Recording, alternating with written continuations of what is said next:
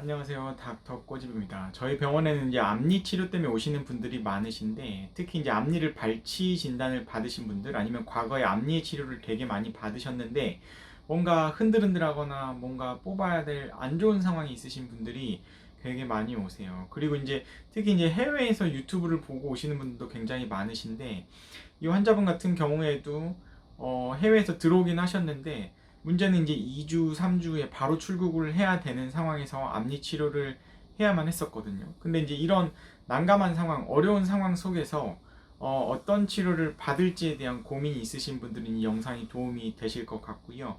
앞니 임플란트 정말 좋은 결과를 이끌어내기 위해서는 발치 즉시 식립 임플란트를 하는 게 굉장히 중요합니다.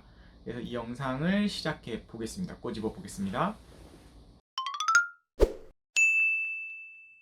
네, 출국을 앞두고 있는데 앞니 임플란트를 해야 되는 상황이었어요.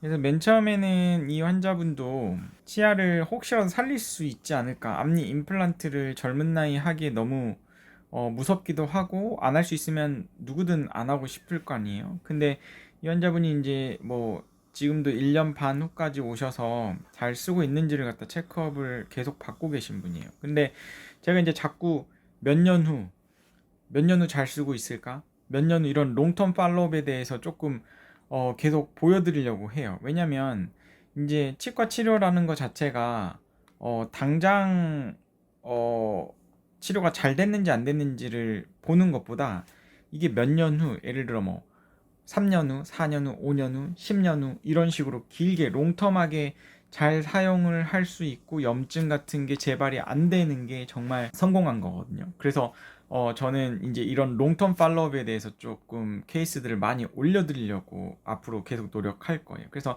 이 환자분 맨 처음에 오셨을 때 3개월 전에 잇몸 질환이 생겨가지고 원래 다니던 치과에 가셔서 신경치료를 진행을 했는데 출국을 앞두고 있어서 더 이상 치료를 하지 못하고 있던 상태라고 하셨어요. 그래서 출국을 하면 1, 2년에 한 번 귀국하신대요. 그래서 시간이 없죠. 시간이 없고, 이 환자분은 이제 불확실한 치료보다 확실한 치료를 원하셨어요. 근데 이제 이 치아인데 여기 잇몸도 보면은 검죠. 그리고 여기 이제 잇몸에 염증이 계속 생기는 거고, 좀 디테일한 사진을 보면 이 부분에 이제 약간 식은 내흡수인지 뭐 충치인지 모르겠지만, 아니면 파절일 수도 있고요. 이 내부가 뭔가 문제가 있는 것 같아요. 그래서 처음에 이 환자분께는 한번 이런 경우는 저는 개인적으로 일단 열고 들어가 봅시다 라고 해서 이제 열기를 열고 어떻게 수습을 할 수 있는지를 갖다 파악을 하고, 웬만하면 살리는 치료를 더 좋아하는 편이기는 한데, 이 환자분은 시간도 없고 확실한 치료를 원했고, 이 부분이 이제 수습이 불가능할 정도로 주변의 뼈가 내흡수가 이미 개통이 된 것처럼도 보였기 때문에 발치 임플란트를 하시기로 하셨어요.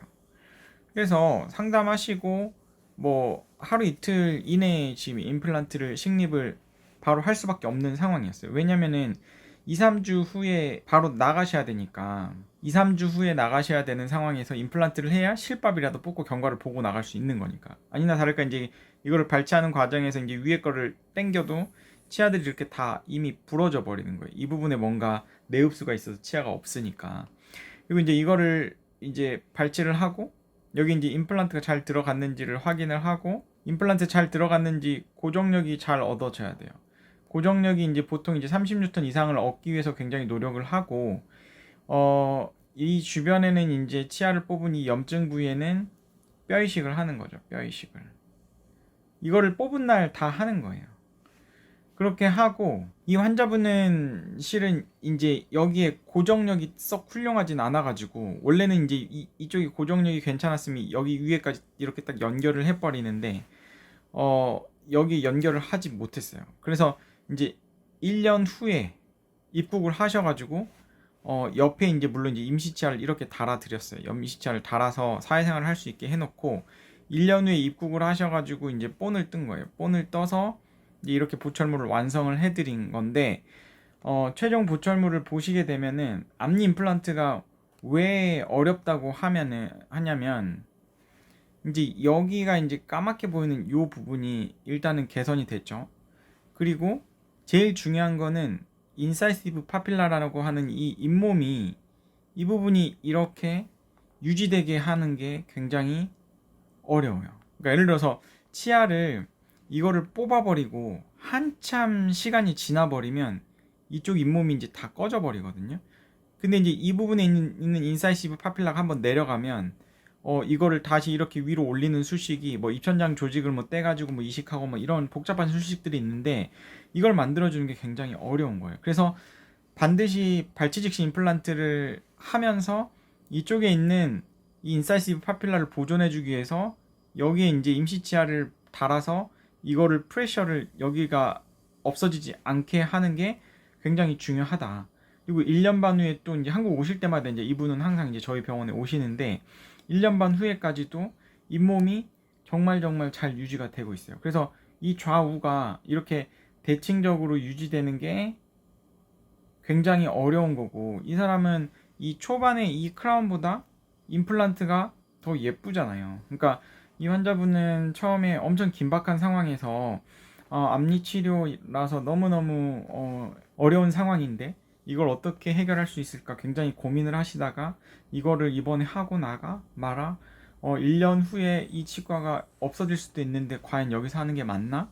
아니면 해외에서 하는 게 맞나? 이런 고민들을 하셨을 거예요. 근데 이제 뭐 선진국에 있으신 분들은 이제 뭐 커뮤니케이션 문제도 있고 수가 자체가 워낙에 비싸잖아요, 해외는. 그래서 이제 대부분은 국내에서 치료를 받으시려고 하는 거고, 이제 후진국에 계신 분들은 일단 의료 수준이 너무 낮기 때문에 돈 문제는 오히려 뭐 수가가 더 쌀 수는 있어요, 후진국들은. 근데 이제 의료 수준이 과연 앞니 임플란트를 이렇게까지 결과를 이끌어낼 수 있을까? 그거는 저는 의문점이 있다고 생각을 해요. 그래서 이제 웬만하면 거의 선진국에 있든 후진국에 있든 해외에 계신 분들은 한국에서 치과 치료를 받고 싶어 하시는데 내가 한국에 몇 번 못 오기 때문에 어떻게 치료를 받을지 이런 고민들이 항상 있으신 것 같아요. 그래서 그런 분들이 굉장히 많이 오시는데 그 상황에 맞게 이제 치료 계획을 세워 드리고 어쩔 수 없이 뭐 안 되는 부분들은 안 된다고 말씀을 드리는 거고, 이제 만약에 된다고 하면 임플란트는 어차피 국내에 계셔도 3개월 이상 충분한 시간을 거쳐가지고 완성까지 가기 때문에 해외에서 오랜만에 들어온다고 해서 임플란트를 완성하는 데까지 가는데 큰 문제는 없는 것 같아요. 이 환자분처럼 이제 앞니 임플란트에 대해서 좀 고민이 있으셨던 분들, 앞니가 부러졌거나 뭐 아니면 재치료를 받으셔야 되는 분들, 아니면 해외에 계시는데 임플란트 때문에 고민이 있으신 분들은 이 영상이 아마 도움이 되셨을 것 같아요. 이 영상이 도움이 되셨다고 하시면 닥터꼬집 치과 DM 좋아요, 구독 꼭 요청드립니다. 감사합니다.